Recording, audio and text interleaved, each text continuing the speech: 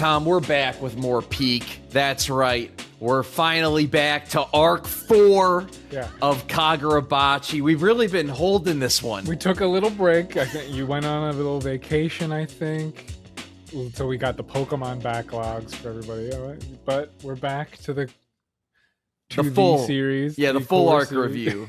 None of this one volume shit. No, we're doing the real deal. No, this is the chapters 61 through 86 of Kagurabachi. This covers the Kyoto Arc, which is the fourth major arc of the story. Tom, I got about 2.5 pages worth of notes for us to kind of take us through all the major plot beats for everyone. But I want to hear your first impressions. You know, when I say this, what I'm about to say, like, we've been building up to this, so I'm not like, this is not to denigrate any pre-arc, but this probably is my favorite arc so far. Oh yeah. And I think one key reason, which goes back to a complaint that I don't feel that strongly, but I've mentioned a few times, which is like, these swords are just too much. It was nice that we had like Minecraft survival mode where there were no enchanted blades for a good portion of this arc, so that like the strategy technique, like there was a structure and a limit to what the battles, because there was a lot more engaging fights because the enchanted blades were kind of out of the picture for a bit. And I actually enjoyed that. I really actually enjoyed it. And Tom, this is a great, honestly, this initial like first impression is a great place to just kind of start our like story recap. Because in chapter 61, we basically get two kind of critical pieces of information. The first is that we learned about Iori, which is Samura's daughter, and basically how the Masumi sort of severed the connection between her and her dad. So basically, the Hishaku or any other ne'er-do-wells couldn't use his sort of family relationship against him. And basically, they realized if we kind of get hold of Iori, we'll be put in a power position that will kind of maybe be able to bring Samura back to our side. Because last time it's a smart plan. Again, we didn't know about the daughter until this arc, but like I do like the strategy of using this kind of weakness against him, his own child. I guess it's not great, but to be honest, they kind of saved her life a million times. Well, yeah, Chihiro's like, we're seriously resorting to kidnapping? And then Ro is like, no, it's not like that. It's not like that. Yeah. And the second major piece of information we learn is that he has casted Owl all over fucking Japan. Yeah, basically. We know that. We've known that. Right? But what we learn is that he has specifically casted it so far to specifically detect the usage of enchanted blades. Yes, it's funny. Like, part of me was thinking, because I think that was set up last arc, right at the end. Yeah, right at the end. And why? But part of me was thinking like, okay, this is something only sorcerers can see. What's funny is like, no, this is just like everyone can see this. It's like, and it's like, what do we do? Like, I guess we'll go back to school. The Kabanabi say it's fine. Said it's chill. Like, so that was surprising, that detail of like, oh, this isn't like sorcery stuff. Like, this is actually in the sky for everybody. Yeah, everyone sees exactly what's going on, and the world is all blacked out. Imagine you woke up and you saw a giant black I'll sky. Be prepared. I've read the manga. I've prepared myself for it. You'll tell all your friends, don't worry, the Kaminabi said it's chill. Yeah. Anyone named Iori over here? Anyone? Yeah.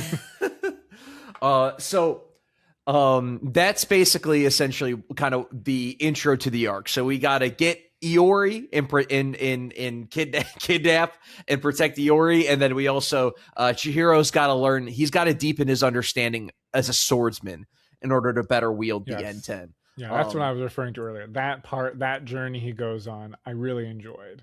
Which I agree. I appreciate it, and I like the more focus on the sword techniques and stuff as well. Speaking of sword techniques, we're also introduced to two more Hishaku members. We're introduced to Toto and Kaguri, and Kaguri we learn later is a bit of a sword man nut job. Sword taku. Yeah, totally sword taku. What did you think of these two characters? Great, very fun. Like the characters that are introduced in this arc too, I'm really enjoying as well. I like them. He is a bit of a nut, but like the Hashaku should be kind of nuts. Like Yeah, there should be some kind of character flaw, I guess, with them. they're pretty in especially come the next arc. We'll essentially get kind of introduced to the rest of the crew, basically, more or less.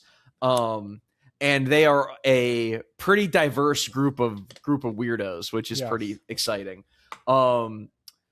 Then we get a basically a sort of a chapter where we get a little bit of daily life in the world of Kagurabachi. Where I like, I've been asking for that too, right? Like you were like, it was funny. I made like a bunch of like critiques or things I want, and like you and anyone else who's watching, who's read it, like knew like, oh, the next arc literally answering like 80% of these things, or at least provide some of that. Yeah, is doling it out a little bit more. So we're introduced to Iori fully as a student and kind of her daily life.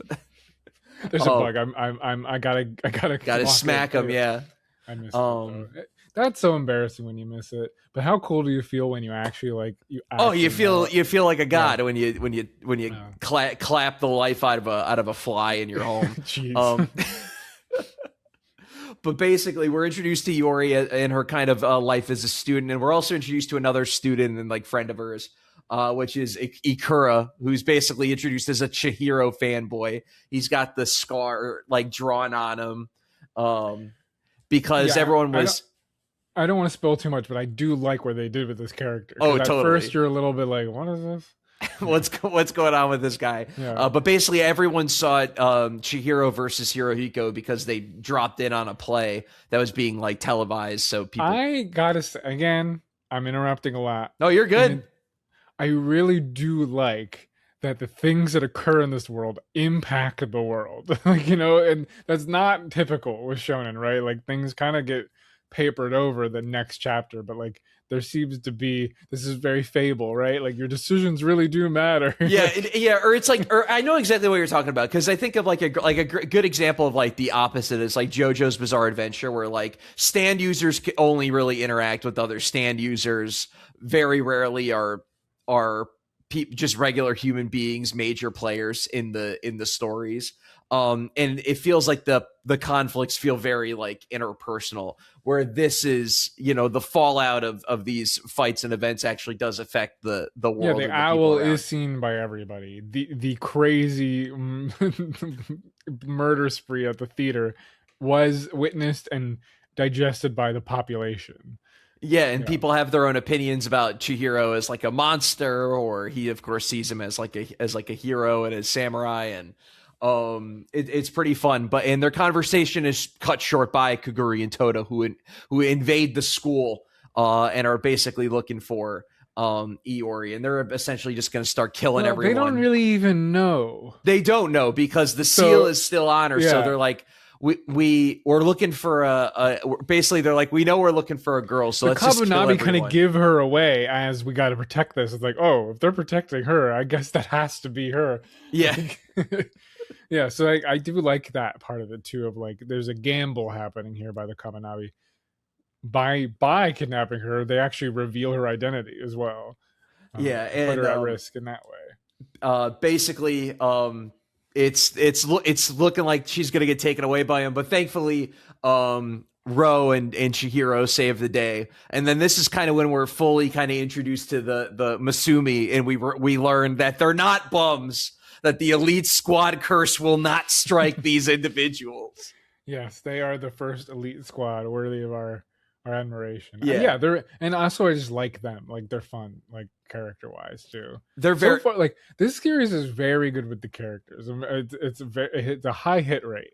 They get you to really like the characters pretty quickly into them getting introduced. And what I like is, again, I love this point too that you bring up, because Hokuzono does a great job at like really endearing you to characters that only have maybe like a few lines of dialogue or like a couple of sections of screen time, whether it's like villains with really unique designs or characters like Tafuda, who's like Hiyuki's kind of assistant who has like the sumo dojo sorcery. Yeah, but Um, in this case, like we meet these elite squad like in a very different context and role because they are just Samura's protectors, you Bodyguards, know, basically. bodyguards. But now that they're like essential like team members of this new plan outside of that role, like you just get to see a new side of them. And so by seeing and hence there is another side, which means they're more interesting than at first, and they're developed a little bit deeper and you get to actually interact with them in that way. It was fun to seeing them in that context. Yeah, and it's great to see not only them kick some ass, but also prove themselves to Chihiro that they're gonna pull their weight, and he doesn't have to Yeah. do everything alone, which is also really nice. We get an amazing car chase chapter. We get the Akira slide. We get our obligatory Akira slide. Yeah, but this was almost like a lot of running too, just a lot of fast running in this car chase. That was interesting as well. Yeah, we basically sort of again see that even if you're not an enchanted blade wielder, you can use spirit energy to really power up your physical abilities, as seen with Kaguri, who, by the way, is not using any sorcery during this battle. It's raw. It's all raw skill, baby. It's just all skill, sure. Well, isn't part of it like kind of spirit energy? So there's two There's like things. sorcery and there's spirit energy. Yeah, there's your spirit energy or your spirit power, and then by channeling enough spirit power, you're able to channel it into your sorcery, which is your special ability, your family lineage type shit, your Isos, your Shiba teleporting. Again, like I said last chapter, at this point, I'm bought in. Like I get it. Whatever. Like it's very Nen, right? Like Totally. Whatever you can imagine, that's what you can do with this, and I'm happy. I'm on board again. As long as what you do with it is cool, go for it. Yeah, and we'll see too later on in this arc, and then especially in arc in the fifth arc, we start getting some full breakdown explanations of what people's specific characters, specific sorcery is. Yeah. And a lot of the times it's very simple. A lot of the times it's something that's not super complicated or is very like, I'd hate to have that superpower, like type shit. Like, yeah. But we get the car chase is really exciting. And then basically it sort of eventually culminates with Chihiro versus Kaguri with no Enten. So this is his first official sword fight without an enchanted blade. And this is where we basically realized that Chihiro has been hard carried by the N10 this entire fucking series. Which we kind of had. We kind of knew. We like. Yeah. If you think about it for a second when you're reading it, you kind of are like, all right, this guy's kind of getting carried, and this is where we really learned that. But we are learning, and maybe I'm jumping the gun. Stop me, but like, he does have a superpower. He just is like amazingly like adept at picking up things, like so he's like a learner. He's very just, like, fast learner. Yeah, right. He just has to see a technique and he can almost like copy without even being like trained or taught by the person using it. Yeah, exactly. Which is where basically we get into the main technique that he starts to learn and attempts to master over the course of the arc, the EI White Purity style. Or known, or as we'll just refer to it as the IWPS. We will. Okay. The EIY Purity style is essentially it is an esoteric sword technique that is basically taught by its master, Itsuo Shirokai, and then the other two progenitors who use it are Samura and Uruha. Basically, there's only like 4 masters of it, and those are 3 of them right there. Yeah. And as someone who is not a sword bearer, it was a little hard. Like they do explain like the technique and like how they take out the sword from the sheath. I still kind of like didn't. I'm going to give you a spoiler. It's because it doesn't work in real life. Many of Kagurabachi fans have tried to like prove the merits of this technique in real life. It works in universe because spirit energy is a thing. I love that people have tried though. That's very funny. It's awesome. It's fucking hysterical. But essentially the gimmick for those and please excuse me as I try to do it. Get your katana out, Sam. Is everyone get your katanas out. And everybody. And typically, when you unsheath the katana, your hand is like this because you unsheath it, Okay. and then you have the blade, and then you're Ready holding to it go. the right way. Yeah. The what the Itsuo Shirokai basically discovers is that the only thing that matters in a fucking sword fight is speed. Speed is all that matters, and the fastest way to get the blade out from the sheath is by holding your hand and doing it this way and in unsheathing it like this. Yeah. So basically, it's this esoteric technique where you unsheath it like this. You flip the sword around in your hand so that it's facing the right way. Okay, yeah. And if you do it right, you're still able to keep your spirit energy all kind of set up, and you're able to keep your spirit energy consistent through kind of turning the blade, and basically you're able to carry that speed and essentially, destroy your opponent before they have a chance to strike you. And we get this kind of amazing moment like a couple chapters later where we kind of get a full breakdown of the technique and how it works. Yeah. And Shirokai the master is explaining it, and he's like, people laughed at my technique, and he's like, and I cut them all down because they were a bunch of losers who didn't get it. It's awesome. I mean, hey, you prove it. Prove it. So he's him. So basically, that's what Chihiro's trying to learn by improving his swordsmanship skills. It's kind of all tied into him trying to master the ability that is EI White Fury style. And then also you mentioned, Chihiro's got the Ruku Hira eyes, which is why he's able to. Like he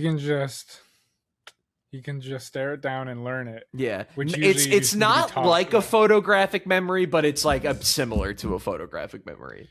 Well, there's a speed to it too, like because these movements are happening very fast, and he's able to actually break down each individual movement enough to like try and copy it. Yeah, understand it, and he's looking for the example, like kind of sort of a perfect example of it, so he can replicate it.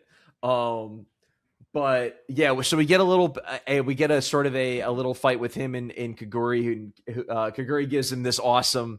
First of all, we get this amazing panel of Kaguri that I love, which is basically his brain, and it shows like all the things that human beings think about, like food, sleep, sex, friendships, all this stuff, and it's just all pushed to the fucking brim of his mind for sword fighting. Yeah. So yeah, he's a fucking great character, and he's basically like, don't fucking disrespect the blade, you piece of shit, you fucking sorcery wielding motherfucker. He does do, and correct me if I'm wrong, he does do the classes like fight me again another day when you're better, when he could have just killed him. Yeah, a little bit. They end up sort of because their main goal is just trying to escape with Iori, which they do, and they take her to the Kyoto Bloodshed Hotel. Yes. Would you want to spend a weekend here, a weekend at the 5-star resort, the Kyoto Bloodshed Hotel? As learned soon, not really that much going on there. Not as strong as was branded on the name of the hotel. So basically, at first I was like, this is sick, cool. It ends up not mattering much. What's so funny is because it gets introduced, and essentially the Kyoto Bloodshed Hotel. It's the Continental from fucking John Wick. It's the exact same concept. Yeah, it's a hotel for There's sorcerers. Also some kind of force field, right? That prevents tracking. So they bring Iori there because they think she will be safer there. They won't know where she is. Yeah, exactly. There's some tracking, and there's sort of this neutral party, no sorcery, no fighting. It's a safe zone type shit. So basically, we as we get her here, Iori is starting to remember more memories about her dad, and is starting to just kind of naturally break the seal that was put on her. And there's sort of a discussion, and they're basically telling her like, yeah, like shit's kind of fucked right now, but don't worry about it. We're gonna patch you up, and you'll go back to your normal life, and you can go back to school. But Iori, as she's remembering more memories, she wants to remember her dad, and kind of wants to learn the truth. No, I think the one point about this plot point that I loved is this is like a really interesting view into Chihiro's kind of worldview in this part. This because you kind of jump over it here, which is fair, but like, yeah. She wants to no. Chihiro makes a decision like and says we need to tell her, and then she can choose whether or not she wants to forget it or not. And so there's a really like cool like ethical stand he makes here, because he is somebody who knows and suffers and and this is a big kind of part of his kind of character arc in this few chapters is like the why behind what he does and coming and being okay with it or coming to terms with it and being able to stand in confidence of the choices he's making and the person he's perceived as the murderer crazy whatever like because he is out there killing people. Like how do I reckon with that, because that is something that Samura, we learned last arc, blinded himself over the guilt that he felt, like about seeing the people he's killing. Like he's so burdened by guilt that it's kind of like taken over his life and his whole world. Yeah, he's locked and chained to the past. Even so much so as he severed his relationship with his daughter. Like, and Chihiro's like, I just really thought that was a very admirable stance he took, because it logically the elite squad, what do they call it again? The Masumi, yeah. Masumi, like just think, yeah, we gotta secure the lock. There's very rational like strategy. And Chihiro's like, no, we need to give her the choice. If she wants to forget, fine, I'll let her forget. You can then do the thing, but let's let her at least have a few moments with the truth. I just really liked, there's no action in this few chapters, there's no anything, but the dilemma was interesting.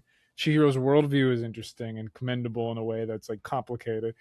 That's like only reason I stopped to say is like that's not common in shonen to have level of like interesting concept going on. And there's a level deeper to it too. And I'm glad you stopped to bring up this point, because I also love too that a lot of Chihiro's why ties into basically the best time of his life, which was spending it with his dad. And we're always kind of shown this through sort of them eating dinner in the fishbowl is kind of the sort of symbolism for their time together. And a lot of the Iori's sort of truth and kind of making her understand what it is ties it to her relationship with her dad, which is also what pushes Chihiro to want to give her the choice to see what she wants to do. Now, is this also when like they reveal like the war stuff? Yes, this is exactly. So this is when we start getting some Sentai war lore. So basically, essentially, we get the first little piece, which was some 18 years ago off the coast of Japan. An island appears, Shikoku Island appears. And basically, we learn that the natives of the island are immune to the Datenseki ore that was used to create the enchanted blades, and that's been used to attack the Sanso fortresses in the last arc. And we just kind of get a little bit of information. We get a little bit more about it a bit later on. And then we also learn too that like the sword bearers, while we've been kind of told throughout the story, like, oh yeah, they're heroes. There are some people who are not about it, or think there's something deeper going on, which again we get to more later. But in the present, back in the Kyoto Bloodshed Hotel, Hirohiko and Todo and Kaguri show up at the hotel. Hirohiko, the student of freedom, he challenges the concierge, who is Yojiro Sengoku, who is the general manager of the hotel in the literally who though? Literally who? Because Tom, he participates. He's the victim. Sengoku's the victim of the worst jobbing in Shonen Jump history. He gets diffed, bro. We get like a half chapter little introduction to him and his army of people he's trained, and he just gets no diffed by Hirohiko. And I think what Hokuzono was going for is that Sengoku is a guy about like discipline and like training hard, and Hirohiko's just this natural born genius, savant, student of freedom. and that's why I was able to no dip him. But man, tough read, bro. Tough read. So we see, and here Hugo does it a few more times. I love this like basketball dribble, like sword handoff that he's doing. This new technique where he just like mid motion just throws the sword like to the other hand, and like and it's like lightning speed. It's a little like, what is he drawing here? Like I have, it's like, what is happening? But if you see it a few more times, Yeah. it is. And he's cool. also like, using a needle too against him. He's using like Yeah. a little pin needle. It is cool. It's cool. awesome. I mean, yeah, it's an awesome cool. little fight. I have to say, it's cool.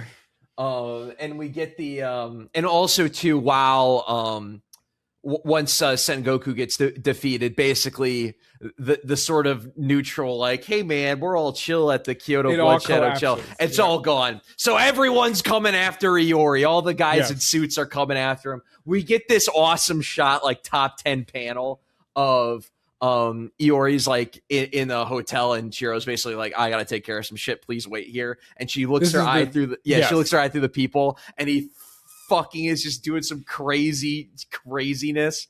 That was very iconic. Like that's a very legendary. It's so sick. Yeah. It's iconic's the best word for it. It's fucking great.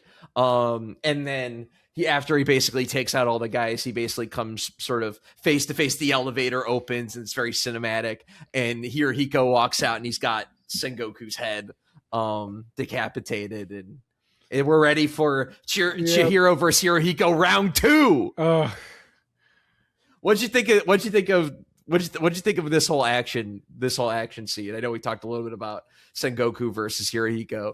I mean, I think this fight is a little more interesting than the first one, because I think Hirohiko's yapping a little less in this one, but I mean, he still yaps a lot. But like, he was just so like, I guess now that we know who he is and he's such a freak, we're like, kill the freak, let's get him. Like, and where the first one, it's like, what is this guy?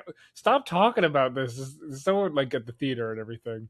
I mean, every fight in this Blanca's been sick. This one was sick too. The setting is so creative. In the elevator, cramped quarters, out in the hall, on the roof. Like, I'm gonna hit myself, but like, there's so much like creative set design to these fights. I don't know. I mean, it's just there's a different level of craft here going on. I feel like the set pieces get really incredibly good, like starting this arc, because we had the chase earlier on. Again, the hotel like lobby, the hallway, the roof, which we'll get to. Like it feels like a Hong Kong like action movie where like the set piece is like everything, really creative places for fights to occur and how to interact with the environment. I'm getting kind of that direction here, in a way that maybe with like Cloud Gouger and Sojo it wasn't quite as strong. Like it is funny like how because you said this is their first manga. Yeah, this is his first serialized manga. This guy feels like Chihiro. Like he's got the eye. Like he's learning very fast. I feel like. I mean, already. I mean, just based on where we're at, which is in this right now at this point in the story, like early 70s chapter wise, and how much the art has improved from the first like 20 chapters is pretty immaculate. Like this guy was meant to do this. It feels like. I agree. I totally feel it. Totally feels that way. And also he up to this point he was only drawing for about like 4 years in total period. So he's been a super fast learner, just like one of those. It's like one of those melee players who like started on Slippy. Yep, and got really good. Now they're like one of the best in the world. It's like most of these people have been doing this for 20 years, and you're like just Slippy COVID era kid, and now you're one of the best in the world too. So that's how.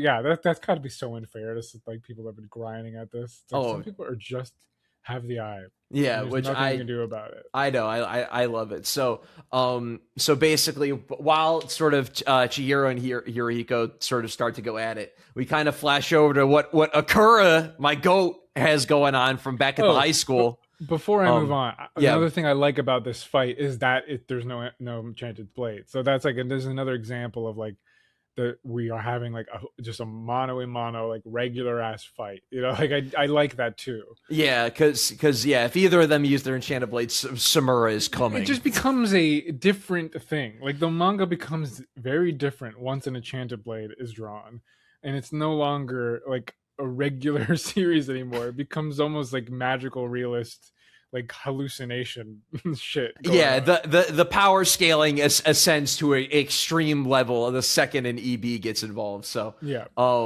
The so we basically kind of right as Chihiro and Hirohiko start going at it, we flash over to Ikura, who's basically followed them from the school because Iwari's his friend, and he stood up for Iwari earlier when Kaguri and You know, it Toto invade reminds the me school. of who's that character, Mr. Mr. whatever. Inazuma, Yeah, it does remind me of Mr. Inazuma. a little bit, yeah. How sort of a normal Rushing kind of into guy just gets in there. danger.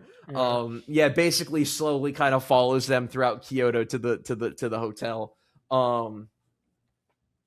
And basically is at the bottom, and as Chihiro and Hirohiko sort of get up to the top, they kind of fall down to the bottom, and he runs into him and he's like, you're the guy on TV, and he's like, where the hell's They're trying to Iori? get a key, right? Yeah, basically they got to get a key to basically, and they also got to get to the roof because again, you can't use sorcery in the building, so they have to, and more basic sorcery like the teleportation stuff that Masumi uses.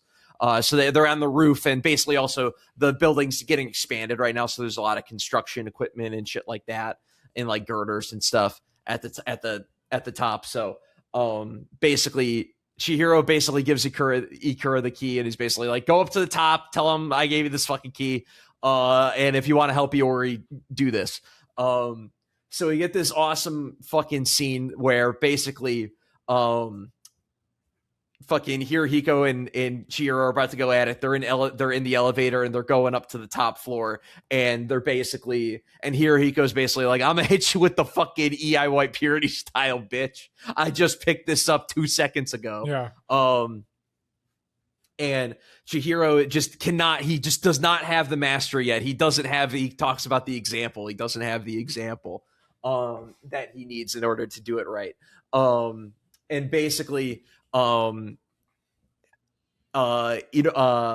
as he's going up and he has the key, and he's about to get mogged by all these guys, and he sees Iori, and he's like, Iori, like, I'm here like to help you out, like, let's go back to school, basically. and his love and devotion unlocks. Yeah, is basically frees her from the seal, and she awakens as Seiichi Samura's daughter, and basically is able to use the EI White Purity style. This was fun. This is awesome. It was like a pop-off moment of like, and you got hints that this was going to happen that way, but like he was very careful. Like you could, we shook the box, we could hear maybe iPod, like, yeah. But then when she like, oh, she's sick, like, okay. Yeah, she basically uses the EI White Purity style, and while she uses it, like, Chihiro's literally about to he's dashing forward towards Hirohiko, and they're about to do a fucking clash from the elevator. And in this scene, and basically time freezes for him. He basically looks over, he sees her do it, and he sees exactly the hand sign and the way she holds it, and he's able to mirror it, and he fucking nails Hirohiko. He fucking slashes the shit out of him. This anime adaptation's gonna have to be on a different level. I agree. They gotta be able to lock in. This is not your regular ass manga direction. That's a lot of like stillness and whatever. Like the direction on this like the cinematography of this manga is unbelievable. Like it's gonna take a talented Herculean effort. Yeah. The rumor, by the way, is we're going to get an anime announcement on April 27th. So hopefully by the time this comes out, we know if it's happening for real. Oh, please. Wow. I didn't know that. Well, again, as our policy, like, read the manga. Like, read the manga. Oh my God. I'm almost saying this as a warning. Like, it might actually not, might not live up to what's happening on these pages right now. They got Psy Games is the rumored studio. They got a lot of work cut out for them. What have they done? They've done some good stuff. They did the summer that Hikaru died. They did the Uma Musume, the horse girl. I pronounced that wrong. They did the movie for that. They might have done the show as well. They have some good animation chops. Okay. I used to know this stuff like the back of my hand of like, oh, Psy Games. So I did I gotta catch back up, but I don't know much of these, but okay. And man, there's so much isekai crap. Hey, if it's well absurd. animated, who cares for But as okay, long. I'm excited. Yeah, Well, we'll rumors. see. They gotta give me a trailer or something. Then I'll Yeah. be real excited. But basically, yeah, Iori awakens. He fucking knocks the fuck out of Hirohiko, and then we get the full Samura Iori like 2-chapter flashback.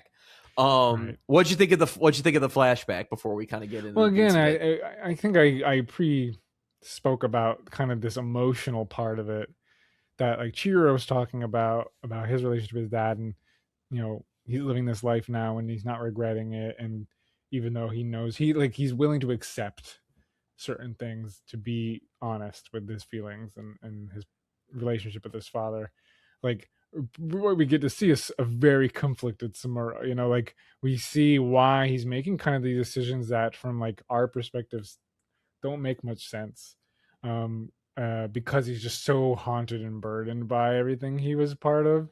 But like, um, it's so funny, like how much more mature Chihiro comes off than Samura here. Like it really feels like, and by the end too, like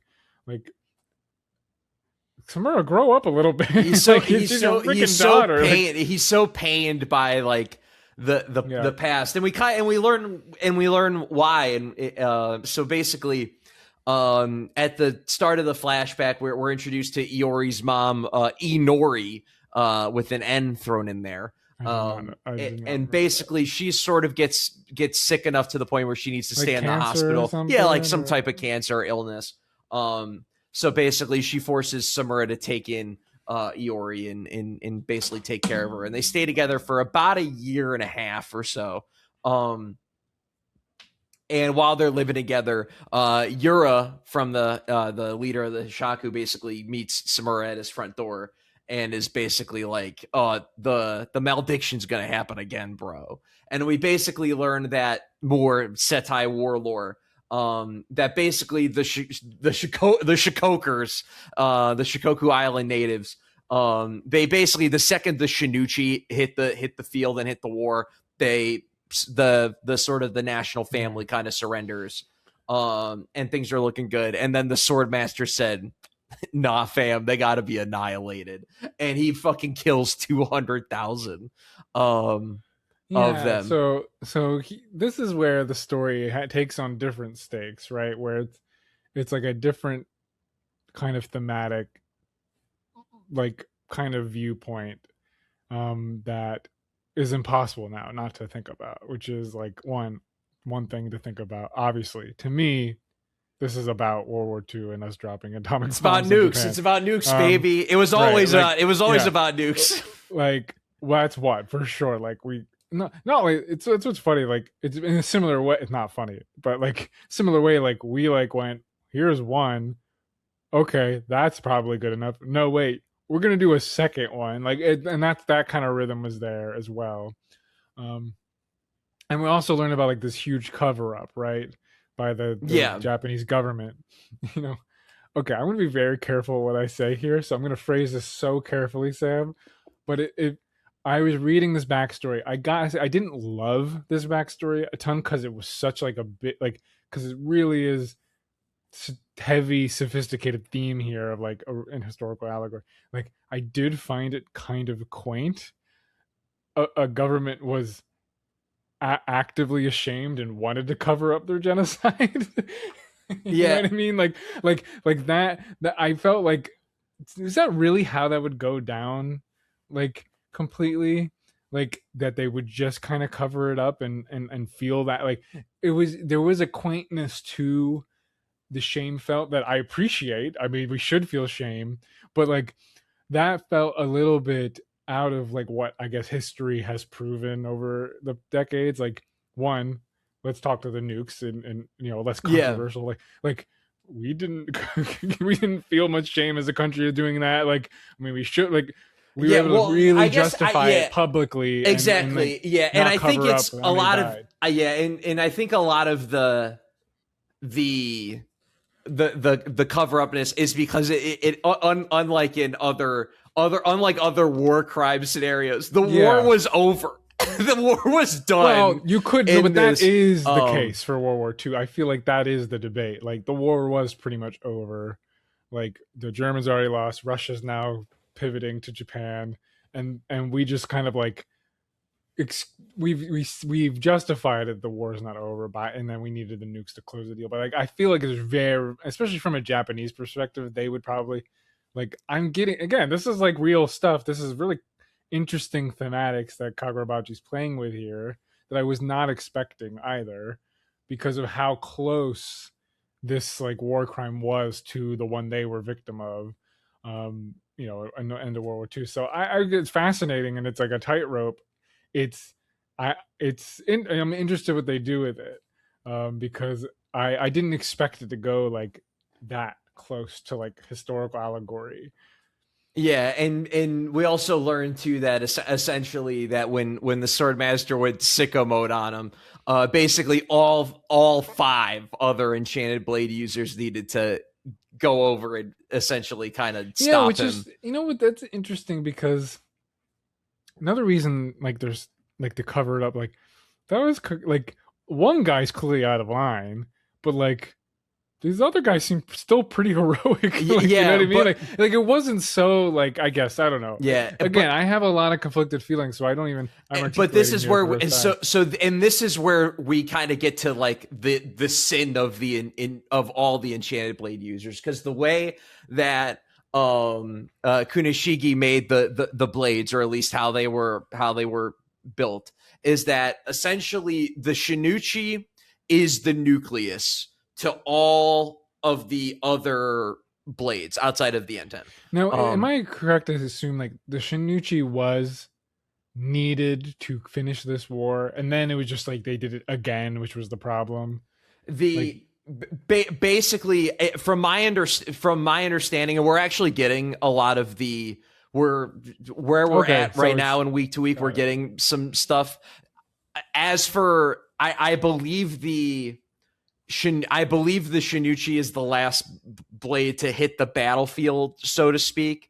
And sort of shortly after its introduction into play in the war is what kind of resolves the Shikoku Nation to basically wave the white flag and give it up. Yeah, it does feel like we need to know more about this war to make fewer judgments on it, because I feel like we got a very singular perspective on it and this very short little backstory. I feel like there's more nuance if they would go into it, about that time period, than even I've been filled in on, or so far. Where we're at right now. Hokuzono's been very close to the chest up until at least right now, week to week wise. With doling out like lore about the Setai War. It's deliberately been kept sort of shadowed and obscured because, again, it's a lot of it's been a lot of the history is fake or not all there. That was my impression of this section. Is I remember reading and being like, this is a swing, I hadn't fully I don't have full trust in it yet, this backstory swing.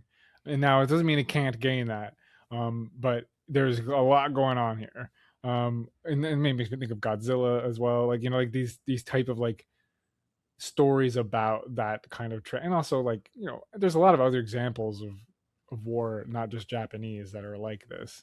But yeah, I'm interested to learn more, and if it's nuanced even more than it is in this first part. Yeah, so far based on where we're at in what's currently going on, I'd feel like we get more nuance about what about who the other nation is and what they want. Yes, I would like to learn more, because right now they are kind of tokenized in this one part.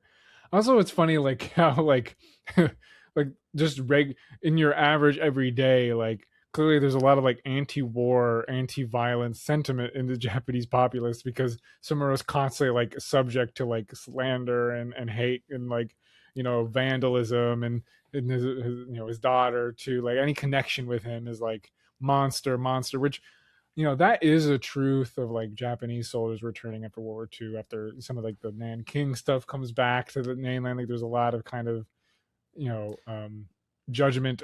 So I was Yeah, and thinking there's a again, lot this of story that. made me think about a Yeah, lot of and this there's history. a really interesting point too, where basically Euro, when he's kind of talking to a few other Hishaku members, is basically like, yeah, like we flooded Samura's neighborhood with like pamphlets that like contain the truth of what really happened. Yeah, And basically very like grassroots conspiratorially kind of spread the negative information about like the sin of the sword bearers, which causes the graffiti and Iori to be treated horribly at school.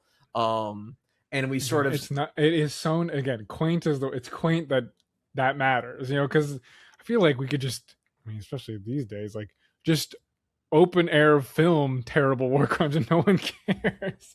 Like there's not the same level of like pushback publicly that this series is getting like in representing. Maybe Japan is a little bit different with that. yeah, big on Yeah, much yeah, more society big yeah, on shame and yeah, that yeah, type of yeah. stuff.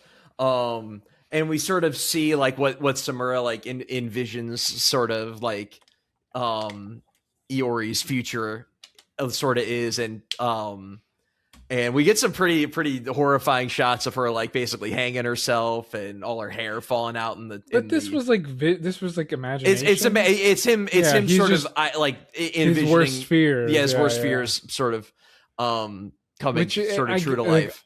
I relate to in it, but it really is like underestimating her. Like it's his fear. Like surely, clearly, she's very capable, and she's like her father in a lot of ways, like very hardened and able to like protect others that she cares about. And I so like I'm glad that she didn't kill herself, but Yeah, like, come on, buddy, like wake up to the daughter you had. Like clearly, it's exactly. not. Yeah, He is so chained to the yeah. past, and basically the reason why he even works with the Hishaku is because he is so against another malediction with the Shinichi like Which is fair. happening. I mean, this sword. Again, we've seen a glimpse of it. I mean, it just seems like insane. Like, He's like, this cannot happen. This cannot happen again. Like under no fucking circumstance can this happen yeah, again. So I will work with the devil himself to make sure that this doesn't happen. And also to finish an earlier point, basically the Shinichi is the nucleus that connects all the other swords together. So if the sword master is killed, then all the other all the other enchanted blade wielders are going to die as well. And the government didn't want that. That's why they basically have him in the prison that he's in. it's tricky. It's tricky. I'd like to know more about why the swords were built that way. I know there's like a little. They get into a little bit, but I'd like to just know more about, in general, why. Because what's his name? The father, the Kunishigi. swordsmith? Kunishigi. He seems like a relatively moral man, but like these things he created are just seem very at odds with that, and so I'm interested like how that justification like happens. Which again, good storytelling that I have all these questions I'm burning, to get answers. So Yeah, so basically we sort of get, and then it eventually gets to a point where it is just the sort of the endless kind of harassment that Iori is kind of having to take on the chin is just far too much for Samura to deal with. So that's when he asked the Masumi to basically create the seal and send Iori to live with her aunt, and basically make him forget his existence, so she can live a somewhat normal life. And that's kind of the end of the flashback. So then we get back into the action, and shortly after Hirohiko gets knocked out for a second time by Chihiro, he's basically like, "Fuck it, fuck it, Kumayuri, let's go." And this then is a great moment. oh, By it's the so way. good. And then Because again, we've been without them for this whole time. So now when we see the panel of sync, you're just like, oh shit. he calls it out Kumayuri, and then on the next page, Chihiro calls out the N10, and then we basically flip the page and we get this amazing fucking spread of Devil Samura with these giant ass crow wings descending down from fucking heaven, and he pulls his sword Tobi Bude. This is something like, again, this manga is something else. Like this is, I can see why people are like, oh, this is not just like a good manga. This is reaching the pantheon, because it's able to pull these moments off and earn them, and again, just everyone's kind of slack-jawed at some of these panels of these hype moments. So It's so sick. very cool. It's like probably, yeah, that's another one of my top 10 favorite. This arc has probably 4 or 5 top 10 panels. I mean, again, I think this is my favorite one so far. Yeah. Totally. It's they're definitely the most well done and the most exciting and the most emotional. Yeah. There's so much again, we're talking about like World War II, like we're talking about like interpersonal dynamics between father and child, we're talking about, but also like these amazing fights and like really in-depth like technique and strategy and this great set piece and new characters. Like there's so like it's really impressive how much is happening in these 20 chapters, about 25 26 chapters. And now that and also too, this is the first time in a Enchanted Blade fight where we are, because beforehand we've seen Chihiro, who's got about 3 years of experience with the N10, go up against Sojo, who had about 3 weeks of experience, if that, with Cloud Gouger. And then here he goes brand new to Kumeyuri. This is the first time with Samura entering with Toby Mune that we're getting a true master of the blade actually entering the arena. And we pretty quickly realize that Samura's not to be fucked with, because he immediately fucking no-diffs Shirahiko and Toto, and he fucking basically decapitates both of them. But then we quickly realize that it was actually an illusion by Banquet, one of the abilities from Kumeyuri, which essentially causes hallucinations and kind of craziness to which here we go. Like this fight what's funny is like this feels like a whole second fight, and it was already like I'm already satisfied by the whole first part of this, and then we get the whole new thing with now the Enchanted Blades. It's like a whole like it's just we're feasting, Sam. Yeah, and also while this is all going on, the Hishaku are making their move and they are starting an invasion of Kamunabi HQ. So that's right, I forgot about that. So we'll get to more of what's going on there in a little bit, but to basically finish up sort of this fight, we're introduced to 2 of the 3 abilities of Kumeyuri: Banquet, which again is the hallucination ability, and then Play, which essentially allows you to take any object in the environment and have full control over it. And basically, Hirohiko uses that to control the dead bodies of all the mooks that Chihiro and everyone was taken out beforehand. So there's like zombies essentially going after him. After Iori. And of course, Samura's not going to let that shit happen. So he fucking gets in there, takes a dozen sword strikes to the fucking chest. You're like, oh no, he can't, not like this. He can't go out like already. This. Yeah. And then of course he's not going out. So we learn basically, of course, everything but the Magatsumi have 3 abilities. All the swords have 3 abilities. We learned that the 3 abilities are Crow, which essentially makes crow feathers all everywhere, and they're imbued with spirit energy, and he can teleport. He can teleport to the crow nest. Okay. But hell yeah. There's Owl, which what we saw earlier, which basically is kind of for overseeing the battlefield and being able to detect sort of spirit energy and see what's going on. And then the last one we get is Suzaku, better known as the Phoenix, which is flames that heal. And this is kind of when we confirm that, in fact, the Toby Mune is a support weapon. So if you wanted to know what the purpose of this is, it's for support, bro. What's funny is like it's not even where like anything, like any object deteriorating in any way it can heal. Like it's not just people or bodies, Yeah, it's anything it can sort of bring back.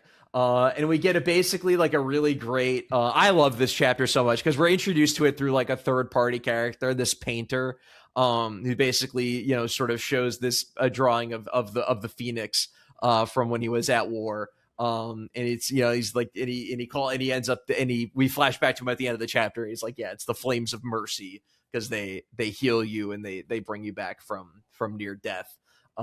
In the painter, it's a great scene because he essentially loses his painting arm in the war, and then it's brought back by the Phoenix. Yeah.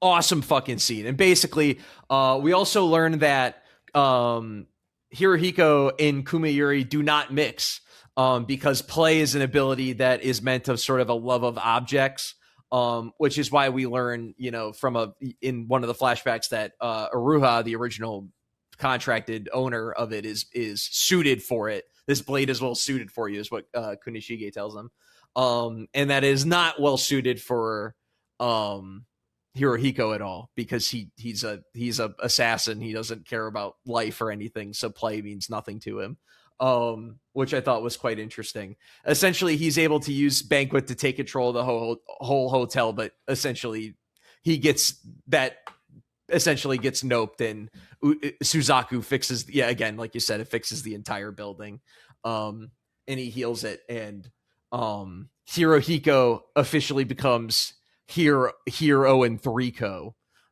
as he's now belovedly known as, because he's 0-3. He's 0-3. Oh, okay. That's wow. Looks better when it's written out. Yeah, it's looking better when it's written out. I don't think anyone said that out loud yet. Yeah. So, it's pretty crazy. And also we learned that Samura has evolved his understanding of how to use Tobimune, because during the war, he wasn't able to do any of this shit. Like, he was able to heal people, but he wasn't able to, bring life back in this way. Speaking of, which we'll get there, but right as basically Hirohiko's basically totally defeated, and he has this complete look of anguish on his face, and right as he's about to get taken out, Kaguri comes in there with his sorcery, Twilight Wave, which essentially just lets him build up heat within his body, and then he's able to expel it whenever he wants. And he basically expels 7 months worth of heat from his body to create this giant explosion, and he uses that to kind of counter the Tobimune for like a split second, just enough time for him to grab Toto and get out, and basically one of Hirohiko's arms, and get the fuck out of there. I missed it again. Eventually you'll get this fly. You'll EI White Purity style this fly. I should be doing the other way. Yeah, you should be clapping like this. Got him. Oh, juicy. The character arc. Sorry about Nice. the audio there, but that is the most annoying thing when you're like just trying to sit at a desk and there's something flying around. Ooh. Okay. Yeah. Murder has happened. It's murder. Hirohiko almost gets murdered, but he gets saved by his guy. Toto, it says, quote, "This is a major defeat for us. We lost Kumayuri. We didn't get the sheaf back. Hirohiko's down an arm, and no good. So they're like, all right, we got to retreat. And then, of course, because Samura is back and he knows where the blades are, he calls off the owl, and snow starts to fall because it was blocking all the weather from getting through. It's just everything's cool, like it's just everything's cool. And then Chihiro is basically like, "Come on, Samura, work with us." He's hitting him with the Naruto handshake. He's like, "We can end this. Come on, don't do it." Again, Chihiro has a better argument too. Like, it's just, and also he's convincing him that actually there is another way. I can break these swords. Yeah, exactly. Yeah. We don't even need to kill anybody. I can break them. Look, and then they're about to clash. But we jump over to the Kamunabi HQ. We got to know exactly what the hell is going on here. And we're reacquainted with Hakuri. He's back. He's been awoken by Mr. Kudo, and basically Mr. Kudo tells him that, all right, Hakuri, it was not looking good there. You were under some pretty major fucking shit, but thankfully, due to your unique sorcery application of being able to wield two, we grafted some of Iso onto your brain to save the storehouse. And he's like, don't worry, you still got your sorcery, but it's nerfed. It's not as good as it was whatever before. That means. I'll see for myself what the story means by that. Yeah. So, and they're like, Hakuri, we need you to basically bring the Shinichi into the storehouse and bring it into subspace, which will basically be our trump card. Because even if they can get to the Sword Master, it's not much good without the actual Shinichi itself. So Hakuri's basically going through the Kamunabi HQ. We basically realize it is a massive underground facility underneath Tokyo. And it's guarded by these like guys who sit in a fucking computer like a sci-fi hologram chair, weird, yeah. and they can use sorcery to. By the way, in the next arc, we get a whole backstory about these guys. So hell yeah.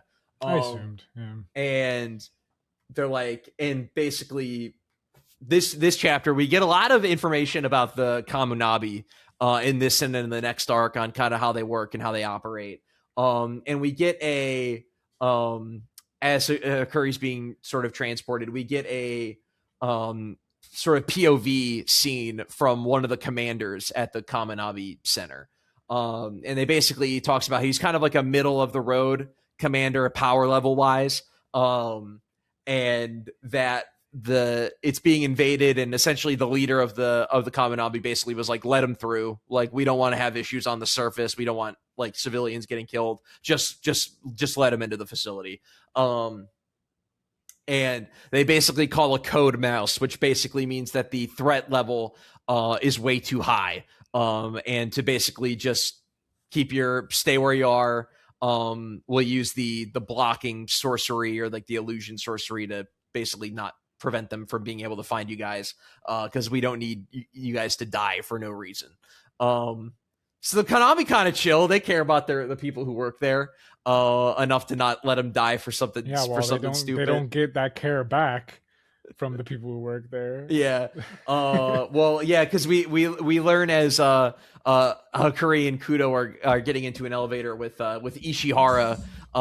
He basically has this awesome scene where they're going down in the elevator, and he's basically talking about how he serves the Kamunabi for his country, and he shows him a picture of his daughter, and he's like, my daughter. I love my daughter more than the country. And then he basically slits his throat. And by the way, really great callback, because he basically slits his throat with a knife, and we get a shot of Hakuri who's got a really like stone cold look on his face, because that's how the ice girl killed herself, was he slit his wrist. So he gets like a moment, he gets this moment of like PTSD before basically Kudo uses his sorcery to basically send him through the elevator, and it gets taken out by Pine Shaku, the tree guy's like ability. Yeah, it's like a suicide bomber. Essentially, yeah. And we learned that basically the Kamunabi has been infiltrated by the Hishaku, basically kidnapping their loved ones and forcing them to like work with them as like suicide bombers. So it's and then pretty quickly we actually learned that about 1 in 10 people inside the facility are potential traitors, either hostage traitors or they actually are double agents working for the Hishaku. So we get this awesome scene with one of Kudo's guys. His name is Kashima. Again, I love fucking Hokuzono like gets these like no name fucking characters, and they get these awesome fucking moments where basically Hakuri's like running away, and he runs into Kashima, and basically a notification goes over the loudspeaker, and they're basically like, guys, there's a bunch of traitors among us. We detect about 50 people. Until we're able to determine exactly who is who, everyone needs to just stop and stay where they are, except for Hakuri Sazanami. He can go. So Kashima's like, all right, dude, you heard the man. Go. I'm gonna watch your back. And then Kudo appears, and he's like, here, let me go with you. And Kashima's like, no, dude. And of course, this is his troop leader, so he's under Kudo. And he's like, no, you heard the announcement, bro. We're not allowed to move. We're not doing that. And it's this really tense standoff, and he's fucking screaming at him not to move. And it's basically revealed that, Kudo died on the elevator, and it was taken over by a shapeshifter from the Hishaku. And Kashima gets, saves Hakuri and dies valiantly. And shit's getting fucked up. All the while, it's looking bad. It's looking bad. Real dire. It's looking bad. And also on the headquarters. And we're on level 2 right now of the facility. On level 1, Azami, who we meet all the way back in chapter 7, is heading up the threat elimination grounds, where threats go to die. That's why they just let him in, because they have a whole ass arena to fight intruders. And basically we learn a little bit about Azami's fighting style. His style is assault and battery. He kills you with raw sheer force. And we basically learn that all the Kamunabi elite are strong fighters, except for Azami, who's on another level than all of them. I want to know what you thought of Azami's little showing in the threat elimination grounds against the Shigyu brothers. I apologize. I do not remember this fight as much as the other ones. So please remind This me is what the fight happened. where basically he's the guy with the really big beady black eyes in the Kamunabi who goes and he fights the two guys in the arena. It's not ringing a bell, so We'll I guess I flash didn't have back. much thought on it. We'll Yeah. come back Yeah. to this arena later on. All I remember from this is like shit's rough. Like that's what I remember from Kabanab, like the headquarters. Like this is not going. I expected more pushback from Kabanabi headquarters.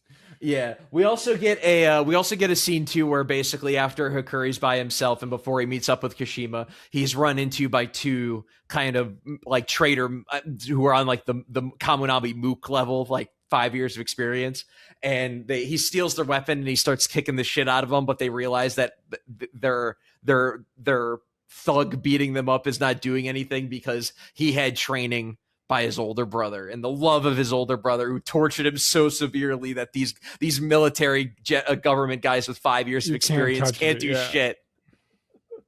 They can punch him, they can kick him, but they can't hurt him. So Hakuri, shout out Hakuri upscale, Hakuri tank level upscale. Yeah, that's a fun kind of because he comes off such like a weakling, but like it just his superpower is that he's been tortured so much that he can just withstand unbelievable pain. And hey, he did take a flame bone to the face in like his first outing. No, I know, so, and you don't realize how crazy that was that he did that. Like, oh, now like that was actually insane. Was nuts. That he was able to withstand that. Yeah. So yeah, basically Kashima, who was like his only after Kudo died, his only guy watching him dies, and he's running away. And Hakuri's basically like, I can't trust anyone. I gotta just do it by myself. Fuck this shit. And he's getting chased by two traders within the like hard traders within the Kamunabi, not people who are imbued with the suicide bombing pine tree. And as he's running down the hallway, he like looks beyond and he sees Uruha, and he's basically like, oh no, that's right. They have people who can shapeshift. It's I guess that's what it is, and he's gonna accept death. And then Uruha yells at him. He's like, Hakuri centipede, and he flashes back to the train, and he's like, holy fuck, it's really him. And it's like Hikari's like, you know what? I'm a fighter too. I'm one of the core fighters. I'm one of the core fighters. And then he sees it, and I was like, thank God, I can't have to fight. Thank God you're here. So Uruha returns, and this is when we realize that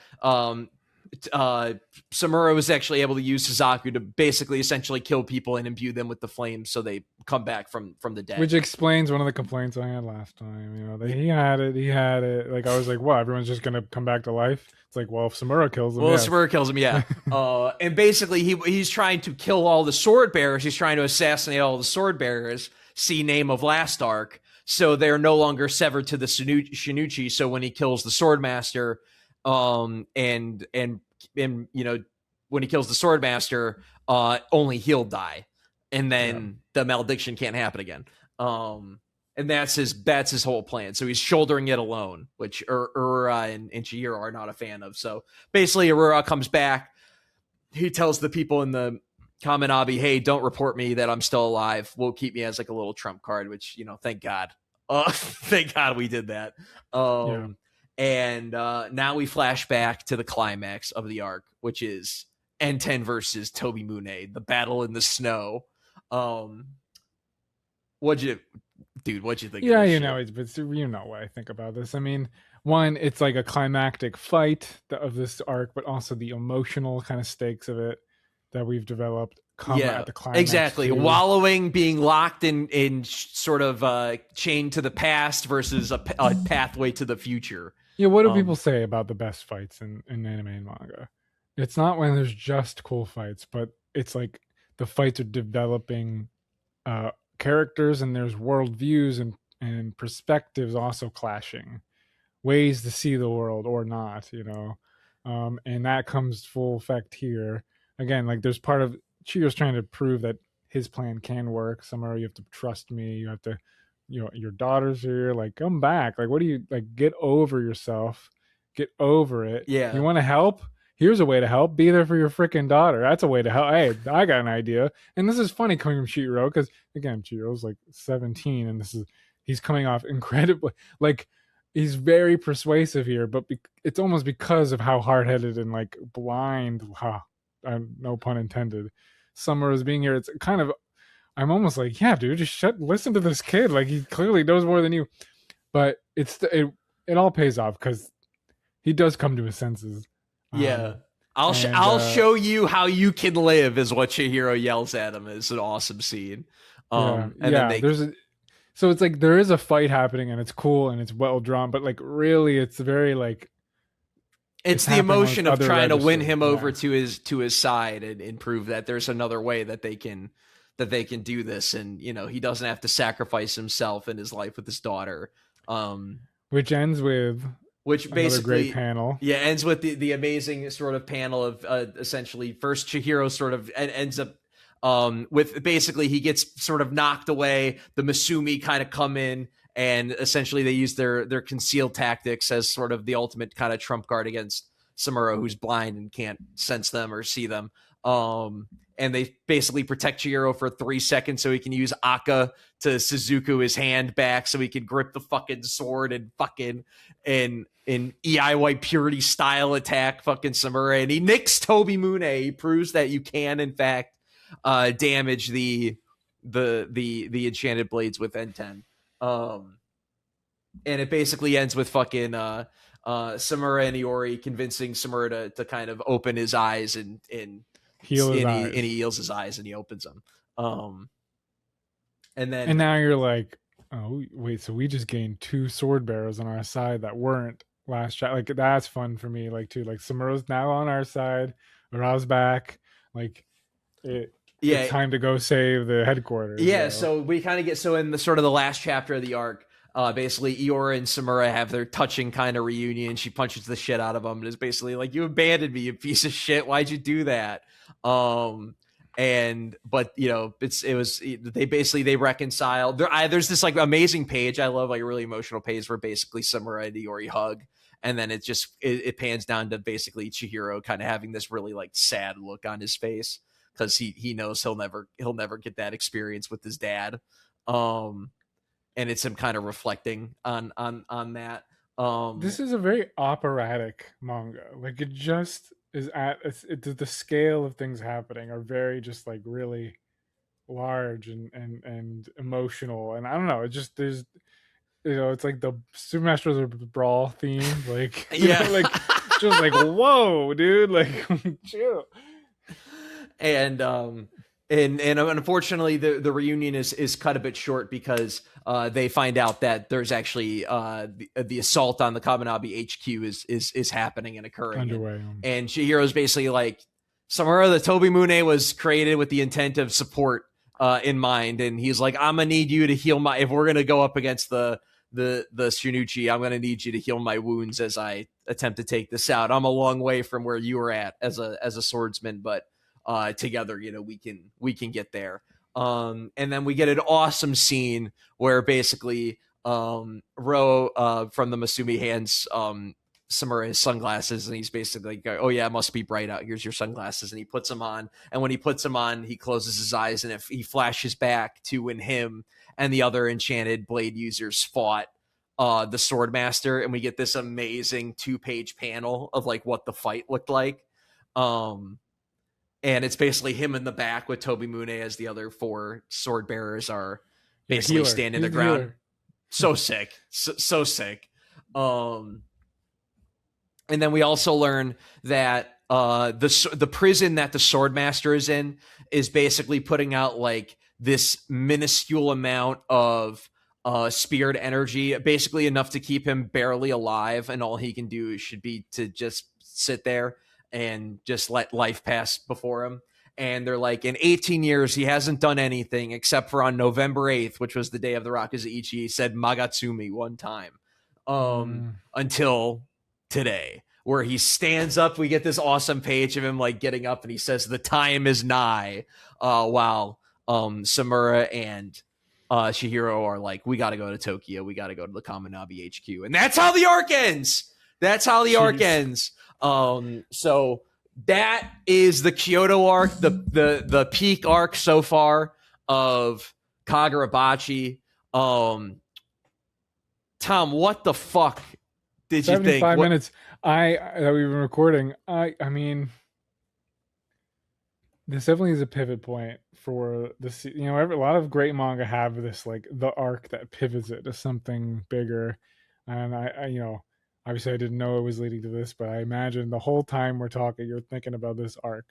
In every other episode that we've had, I feel like it's just like, let's wait till Tom gets to this arc. Oh yeah.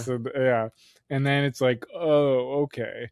And now also the threats feel so big that, like, I feel like we need the enchanted blades, like, in that way too, is kind of nice. But it does make the earlier parts kind of confusing, like how did Sojo get a cloud gouge? Like, what? Like, these seem like so important, and the whole world's so invested in these things. And I guess the early parts of the series, you don't quite get that yet. Yeah, he's given. By the way, to answer your question, because I'm pretty sure we have the answer at this point of what we've read so far. The Hishaku give him Cloud Gouger because he is their primary black market scientist who's trying to figure out how the Dattenseki works, so they can make more enchanted blades or be able to wield it. So in exchange, or as part of that deal, he's given Cloud Gouger, which because they killed because we learn a little bit in the next arc, and we already know this information. Shortly after Kunishigi was killed, the original bearer of Cloud Gouger is also killed, which makes sense because they have the sword. Yeah, and that's how they're able to wield it too. Not just they have all the other swords, but this is the time they're able to wield it. So. Okay, that's that. What do you think is? I want to get maybe some predictions or. Oh yeah, okay. Yeah. Okay. What do you think's gonna happen in arc? It sounds arc like 5? We're just building up to a sick showdown in the Kabunagi headquarters with everybody kind of realigned. But yeah, I don't know. I mean, I think Hikari's probably going to have a little bit more to do next arc. But I don't really have too many predictions other than that. I'm interested in just to find out more about that facility, because it's kind of just that's almost like setting up this arc. It's not the focus of this current that we just read. The Kabunagi headquarters part is not the focus. So there's still definitely more to. And in fact, when I was doing my reread, I told you to read up to chapter 86, which was correct, by the way. That's what I wanted us to read. But when I was going through finishing up the arc for today's discussion, I was like, I forgot our jump over to Hikari's POV. I thought that was the start of the next arc, but we get a couple chapters in Kaminabi. We do the fight with Tobumune and Enten, and then we go back to the Kaminabi because arc 5 is the assault on Kabunabi HQ. And also, the next arc review for Kagurabachi will be our last arc review of Kagurabachi for now, because this will be the last completed arc of the story. And then we'll have to wait for the next arc to finish. Okay. I didn't realize we were that close. So yeah, and we will be reading up to chapter 108. So it'll be chapter 87 to 108. A good, what is that, 20, 21, 22 chapters, something like that. Very exciting stuff. Very exciting stuff. Okay. I'm looking forward to it. I love this arc. It's just like Tom said, this is probably Kagurabachi at its peak. Its generational run, if you will, is all throughout this arc. And I feel like it definitely continues in its excitement with the assault on the Kaminabi HQ. So until next time, stay authentic. That's it. I was gonna have something else, but that's it.